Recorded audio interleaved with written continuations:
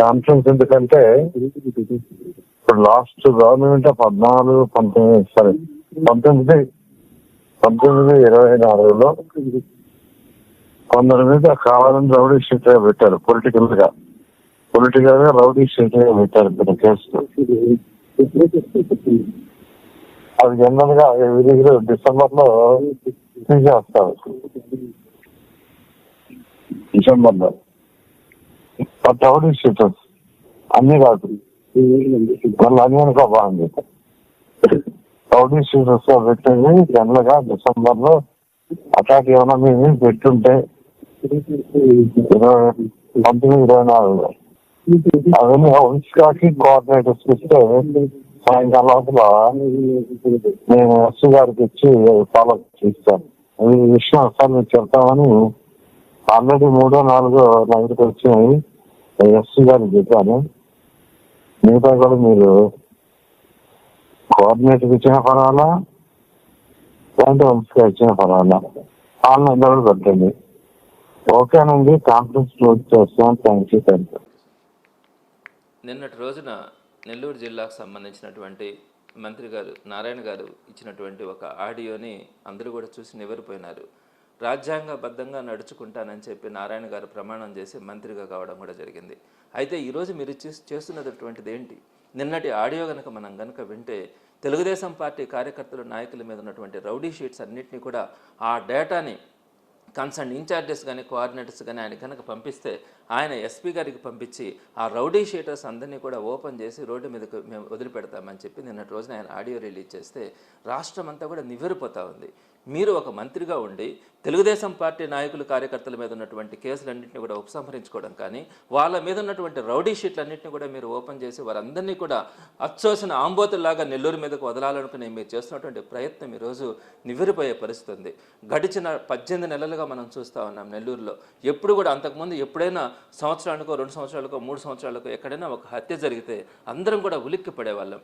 నెల్లూరులో హత్య జరిగిందా, నెల్లూరులో మానభంగాలు జరుగుతూ ఉన్నాయా, నెల్లూరులో సామాన్యుడికి స్వేచ్ఛ లేకుండా పోతుందా అని చెప్పి బాధపడేవాళ్ళం.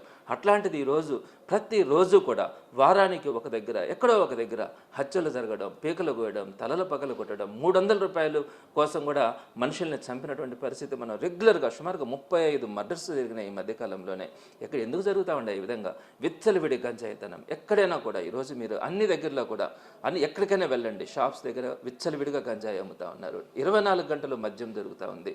ఇలాంటి విచ్చలవిడితనం వల్ల ఈరోజు రౌడీలకు అడ్డాగా మన నెల్లూరు జిల్లా మారిపోతే మీకు చీమ కొట్టినట్టుగా కూడా లేకుండా కేవలం మీ కార్యకర్తలు నాయకులకు సంబంధించి మాత్రమే వాళ్ళకి కాంట్రాక్టులు ఇవ్వాలా, లేదంటే కార్పొరేటర్లను కొనాలా, లేదంటే మేయర్లను కొనాలా, ఇటువంటి భావన తప్ప మీ దగ్గర ఒక సామాన్యుడు ఎటువంటి పరిస్థితిలో ఉన్నాడు, ఒకప్పుడు నెల్లూరు పరిస్థితి ఎలా ఉంది, ఈరోజు నెల్లూరు పరిస్థితి ఎలా ఉంది, ఎందుకు ఈ విధంగా రౌడీయిజం పెరిగిపోయింది, ఒక సామాన్యుడు రోడ్డు మీద తిరిగే పరిస్థితి కూడా ఈరోజు లేకుండా మనం లాండ్ ఆర్డర్ని తయారు చేసుకుంటే మీకు కొంచెమైనా బాధ అనిపించట్లేదా? ఈరోజు ఒక సామాన్యుడు బాధను చూడండి, ఒక సామాన్యుడు మనసులో ఉండే వేదన చూడండి. ఎంతమంది చనిపోతూ ఉన్నారు, ఎంతమంది రౌడీలను తయారు చేస్తూ ఉన్నారు అన్నది ఈరోజు కనుక మనం చూస్తే మనకు అర్థమవుతా ఉంది. ఇలాంటి పరిస్థితుల్లో దీన్ని కంట్రోల్ చేయాల్సింది పోయి మీరు ఈరోజు మీ తెలుగుదేశం పార్టీ నాయకులు కార్యకర్తల మీద ఉన్నటువంటి రౌడీ షీట్స్ అన్నింటినీ కూడా నేను ఓపెన్ చేస్తానని చెప్పి మీ కార్యకర్తల నాయకులకు చెప్తే వాళ్ళు ఈరోజు రౌడీ షీటర్లందరికీ కూడా ఫోన్ చేసి మీ మీద రౌడీ షీట్లు ఉన్నాయి, మీరు కనుక తెలుగుదేశం పార్టీలో కనుక చేరితే మీ మీద ఉన్నటువంటి రౌడీ షీట్లు అన్నింటినీ కూడా క్లియర్ చేయిస్తాం, మీ మీద ఉన్నటువంటి కేసుల్ని క్లియర్ చేయిస్తామని చెప్పి ఈరోజు ఆ నాయకులు కార్యకర్తలు ఆ రౌడీ షీటర్ని పిలిపించుకొని మాట్లాడుతున్నటువంటి పరిస్థితి ఈరోజు మనం నెల్లూరు జిల్లాలో చూస్తూ ఉన్నాం. ఇటువంటి దౌర్భాగ్యమైనటువంటి పరిస్థితి ఎక్కడ కూడా ఉండదు. ఒక మంత్రి గారు డైరెక్ట్గా ఫోన్లలో అందరికీ కూడా తెలుగుదేశం పార్టీ కార్యకర్తల నాయకుల మీద ఉన్నటువంటి కేసుల్ని ఉపసంహరించుకునేలాగా డిసెంబర్ లాగా నేను ప్రయత్నిస్తాను, నేను మాట్లాడతాను ఎస్పీతో మాట్లాడితే దానికి ఆన్సర్ ఏముంటుంది?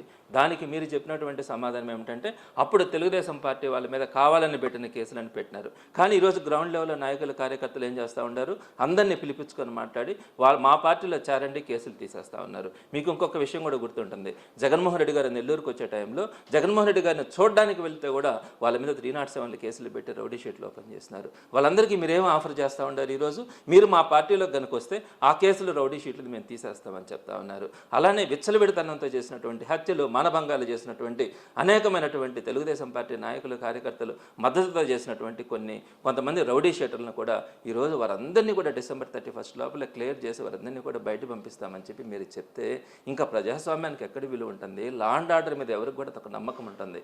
ఒక్కసారి మీరు ఆలోచించుకోవాలా. చంద్రబాబు నాయుడు గారిని కూడా మేము డిమాండ్ చేస్తూ ఉన్నాం. నెల్లూరులో జరుగుతున్నటువంటి ఆకృత్యాల గురించి, నెల్లూరులో జరుగుతున్నటువంటి దుర్మార్గాల గురించి, నెల్లూరు జిల్లాలో జరుగుతున్నటువంటి రౌడీయిజం గురించి మీరు కనుక ఆలోచించకపోతే నెల్లూరు జిల్లా, మీ నోటి కూడా మీరు చెప్పినారు నెల్లూరు జిల్లా పాడైపోయిందని, ఇంకొన్ని రోజుల్లో నెల్లూరు ఒక వల్లకాడయ్యే పరిస్థితి కూడా ఉంటుందని అని కూడా ప్రతి ఒక్కరు ఈరోజు అభిప్రాయపడతా ఉన్నారు. సో ఈరోజు మేము డిమాండ్ చేస్తా ఉన్నాం నారాయణ గారికి, ఇది మంచి పద్ధతి కాదు. ఏదైతే మీరు తెలుగుదేశం పార్టీ కార్యకర్తల, నాయకులు, తెలుగుదేశం పార్టీకి చెందినటువంటి వారందరి మీద కూడా రౌడీ షీట్లు, కేసులుంటే ఉపసంహరించుకుంటామని మీరు చెప్తా ఉన్నారు, దాన్ని మీరు ఇమీడియట్గా దాన్ని డ్రాప్ చేసుకోవాల్సిన పరిస్థితి ఉంటుంది. అదేవిధంగా లా అండ్ ఆర్డర్ని మెరుగుపరచడానికి పోలీస్ డిపార్ట్మెంట్తో కనీసం మీరు ఏ విధంగా జరుగుతూ ఉంది అని చెప్పి వాళ్ళందరికీ కూడా ఒక రివ్యూ ఇచ్చి కఠినమైనటువంటి నిర్ణయాలు కనుక తీసుకోకపోతే నెల్లూరు జిల్లా మరింత దారుణమైనటువంటి పరిస్థితులకు వెళ్ళే అవకాశం ఉందని నారాయణ గారికి తెలియజేస్తా ఉన్నాం. వైఎస్ఆర్సీపీ తరఫున ఈ విధంగా మీరు చేస్తున్నటువంటి కార్యకలాపాలన్నింటినీ కూడా తప్పకుండా ప్రజల ముందుకు తీసుకెళ్లి పోరాటం చేస్తుందని కూడా తెలియజేస్తా ఉన్నారు. ఇకపోతే ఈరోజు నెల్లూరు నగర వైఎస్ఆర్ కాంగ్రెస్ పార్టీ ఇన్ఛార్జ్ శాసన మండలి సభ్యులు చంద్రశేఖర్ రెడ్డి గారు పాత్రికేయుల సమావేశం ఏర్పాటు చేసి నారాయణ సార్ గురించి మాట్లాడడం జరిగింది. పాపం చంద్రశేఖర్ రెడ్డి గారు మరి ఏం విన్నాడో, ఎవరేం చెప్పారో, ఏం మాట్లాడుతున్నాడో తెలిసినట్లే. అయ్యా చంద్రశేఖర్ రెడ్డి గారు, మీరు కనుక వినకపోతే పూర్తిగా మరొకసారి వినండి నారాయణ సార్ గారు ఏం మాట్లాడాడో. లేదంటే మీకు ఎవరైతే పంపించారో వారిని అడిగి తెలుసుకోండి, లేదా మమ్మల్ని అడిగితే మేము చెప్తాం. నారాయణ సార్ గారు చాలా స్పష్టంగా చెప్పారు, ఏదైతే 2019-24 మధ్య గత ప్రభుత్వంలో అక్రమంగా, అన్యాయంగా, దుర్మార్గంగా తెలుగుదేశం పార్టీ నాయకుల మీద అక్రమ కేసులు బనాయించి రౌడీ షీట్లు ఓపెన్ చేశారో, సహజంగా పోలీసు నియమావళి ప్రకారం ఏదైతే రౌడీ షీట్లు గత అనేక సంవత్సరాలుగా ఉన్నాయో వాటిని ప్రతి సంవత్సరం డిసెంబర్ నెలలో స్క్రూటినీ చేసి ఏదైతే ఆ రౌడీ షీట్ తొలగించేదానికి అవకాశం ఉందో వాటన్నింటినీ తొలగించడం జరుగుతుంది. అది దృష్టిలో పెట్టుకొని నారాయణ సార్ చాలా స్పష్టంగా, ఇదేమో సీక్రెట్గానో 4 గోడల మధ్య చెప్పింది కాదు, దాదాపు 3000 మంది నారాయణ సార్ కుటుంబ సభ్యులు ఉన్న దాంట్లో స్పష్టంగా చెప్పారు, ఎవరి మీదైనా గత ప్రభుత్వంలో అక్రమంగా, అన్యాయంగా, దుర్మార్గంగా కేసులు పెట్టి రౌడీ షీట్లు పెట్టి ఉంటే నా దృష్టికి తీసుకురండి. స్థానికంగా ఉన్న మీ మన తెలుగుదేశం పార్టీ నాయకత్వం ద్వారా కావచ్చు, లేదంటే నారాయణ సార్ గారి కార్యాలయంలో పనిచేసే సిబ్బంది దృష్టికైనా తీసుకొస్తే నేను పరిశీలించి ఎస్పీ గారికి పంపించి, ఎస్పీ గారి ద్వారా కూడా వెరిఫై చేయించి అవి నిజంగా దొంగ కేసులు అయి ఉంటే, తప్పుడు కేసులు అయి ఉంటే, దుర్మార్గంగా రౌడీ షీట్లు ఓపెన్ చేసి ఉంటే, కేవలం తెలుగుదేశం పార్టీలో తిరుగుతున్నారనే ఒకే ఒక కారణంతో వారి మీద అక్రమ కేసులు బనాయించి రౌడీ షీట్లు కానీ పెట్టి ఉంటే నేను ఎస్పీ గారితో మాట్లాడి అర్హులైన ప్రతి ఒక్కడికి కూడా న్యాయం చేస్తానని చెప్పారు. ఇందులో తప్పే ఉందని నేను అడుగుతున్నా, తప్పే ఉంది అని అడుగుతున్నా. పాపం తెలిసినట్ల చంద్రశేఖర్ రెడ్డి గారికి, అయ్యా చంద్రశేఖర్ రెడ్డి గారు, తెలియకపోతే తెలుసుకోండి.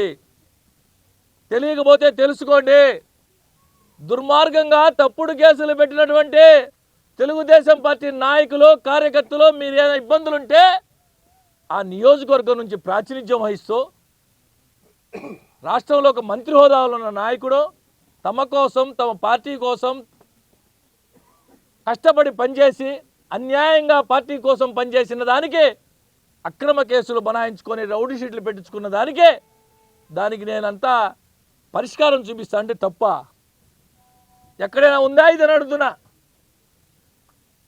చంద్రశేఖర్ రెడ్డి గారు రాజకీయాల్లోకి వచ్చి పాపం 3 సంవత్సరాలు 4 సంవత్సరాలు కూడా అయినట్లే. పార్టీ కోసం పనిచేసిన కార్యకర్తల్ని, వ్యక్తి గెలుపు కోసం పనిచేసిన కార్యకర్తల కోసం, నాయకుల కోసం ఎంత దాకైనా పోయి పనిచేసేదే నాయకుడి యొక్క లక్షణం.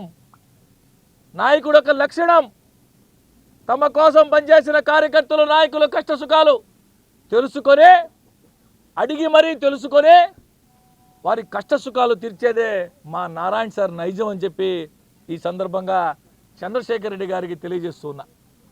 ఇకపోతే ఏదేదో మాట్లాడారు, స్మార్ట్ సిటీ గురించి కూడా మాట్లాడారు. ఏ వ్యాపారాలైనా సరే కొత్తగా వ్యాపారాలు ప్రారంభించినప్పుడు పూర్తి స్థాయిలో ఆ వ్యాపారాలు కొనసాగేదానికి కొంత సమయం పడుతుంది. పాపం చంద్రశేఖర్ రెడ్డి గారు కూడా ఒక వ్యాపార సంస్థ స్థాపించాడు, కృష్ణ చైతన్య విద్యా సంస్థలు. కాలేజీ పెట్టిన రోజే నీ కాడ ఇంతమంది స్టూడెంట్స్ లేరు సార్, కాలేజీ స్టార్టింగ్ రోజే మీ కాడ ఇంతమంది విద్యార్థులు లేరు, దేనికైనా కొంత సమయం పడుతుంది.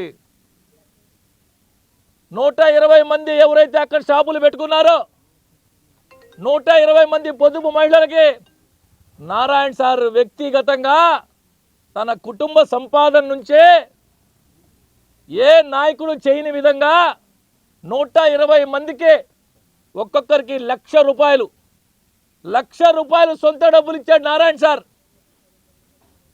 ఒక్కొక్కరికి ₹1,00,000. తెలియకపోతే పోయి తెలుసుకో, అడుగు, నీ మనుషులను పంపించి కనుక్కో. నువ్వు ఎప్పుడైనా చేసావా ఈ విధంగా అని అడుగుతున్నా. ఒక్కొక్క షాపు పెట్టుకున్న వారికి ప్రభుత్వం నుంచి వచ్చే ప్రోత్సాహకాలు కాకుండా ప్రభుత్వం వైపు నుంచి అన్ని రకాల రావాల్సినటువంటి సదుపాయాలని కల్పిస్తూ, ఇవి కాకుండా నారాయణ సార్ సొంత నిధులు, వారి కుటుంబం కష్టపడి సంపాదించిన ఆస్తిలో ప్రతి ఒక్కరికి ₹1,00,000 లెక్కన 120 మందికి ఇచ్చాడు నారాయణ సార్. అది నారాయణ సార్ వ్యక్తిత్వం అని చెప్పి ఈ సందర్భంగా చంద్రశేఖర్ రెడ్డి గారికి తెలియజేస్తూ, మాట్లాడవచ్చు, మాట్లాడితే చాలా చాలా ఉంటాయి. అభివృద్ధి చేసేటప్పుడు ప్రతిపక్షంలో ఉన్నప్పుడు ఎవరైనా మాట్లాడతారు. ఏదైనా విమర్శ చేసేటప్పుడు, సూచన చేసేటప్పుడు ప్రతిపక్ష పార్టీ నాయకుడు హోదాలో ఉండి సద్విమర్శ చేయండి, సద్విమర్శ చేయండి, మంచి సూచనలు ఇవ్వండి, నగర అభివృద్ధికి దోహదపడండి. రండి, మీకు తెలిసిన ఏదో ఉంటే నారాయణ సార్ దగ్గరికి వచ్చాయి, సార్ ఈ చేస్తే బాగుంటాయని చెప్పండి, ఈ చేస్తే నగరం మరింతగా అభివృద్ధి పదంలో ముందుకు పోతుందని చెప్పండి. అంతేగాని ఈ విధంగా మాట్లాడడం మంచి పద్ధతి కాదు అని చెప్పి చంద్రశేఖర్ రెడ్డి గారికి హితవు పలుకుతున్నా.